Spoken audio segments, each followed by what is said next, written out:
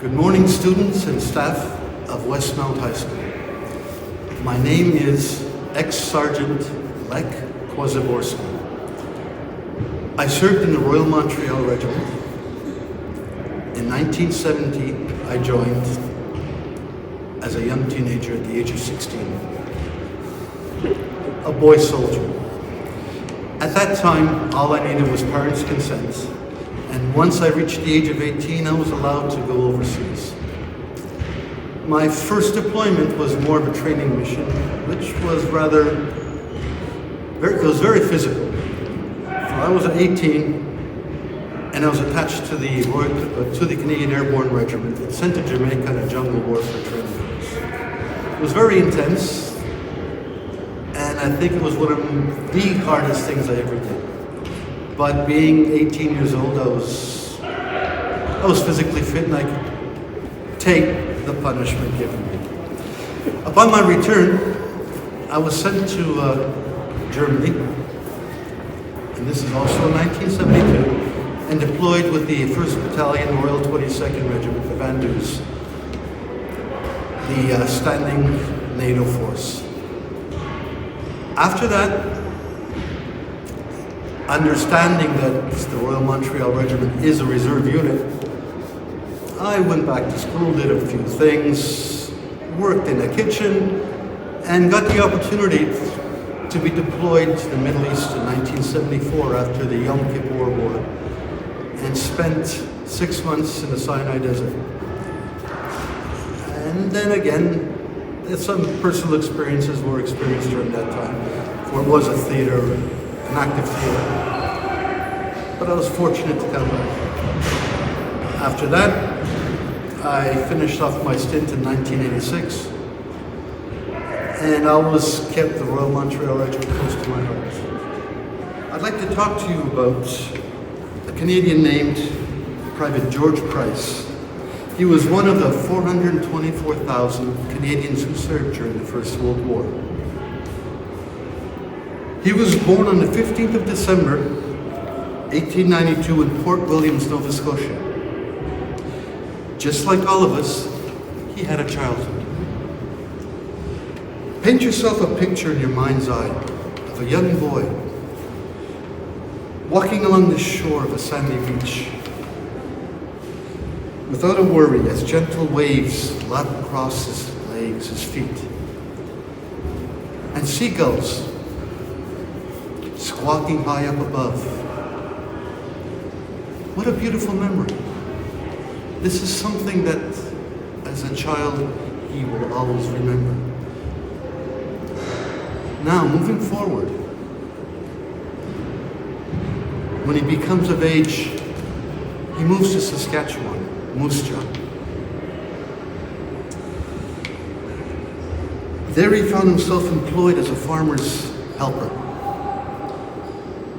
Once again, I ask you to imagine in your mind a young man working on the prairie, the endless golden fields of wheat rhythmically swaying back and forth, along with the gentle breeze. The sun baking his well-worked hands and forearms, he picks up a bottle of water and pours it across on his head, the water slowly dripping down his back. It's a cooling effect as it washes the back of his neck. Another memory. He was conscripted into the 28th Battalion of the Saskatchewan Regiment in October of 1917 and shipped overseas. He took part in the last 100 days of the battles in World War I. He took part in the Battle of Cambrai, Amiens, and the pursuit on Le Mans. Here again, I ask you to close your eyes and envision George advancing in line with his comrades, with clenched teeth and a dry mouth, his hands tightly gripping his rifle with purpose as he scans the approaches to the village of Ville-Saint-Haine, his eyes moving left to right, right to left, and back again. Not wanting to endanger the troops behind him, he scans and he sees a structure before him with 2 bricks removed. Thinking that there might be enemy behind the structure, he takes it upon himself, along with 10 other men, to do a flanking maneuver to the left of the structure so that they cannot be engaged. As they approach the enemy notices the maneuver and they vacate the position. George and his friends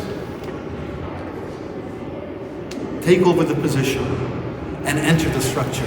There they are met by some Belgian civilians who tell them, be careful. The enemy is just up the street. George steps out of the building and never hears the bang as a bullet pierces his left breast. No more memories. They're all lost to eternity. He dies that day on the 11th of November, 1918 at 10:58, 2 minutes before the end of World War I. The last Canadian casualty, he was 25 years old. This is why we remember. We remember for those who can no longer remember.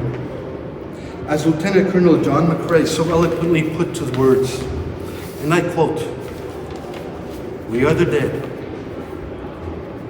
Short days ago we lived, felt dawn, saw sunset glow, loved and were loved, and now we lie in Flanders fields. Lest we forget, lest we forget." As a footnote,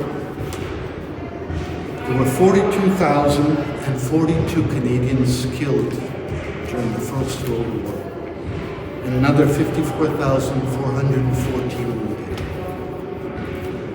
And each one of these individuals had their own memories. We must remember.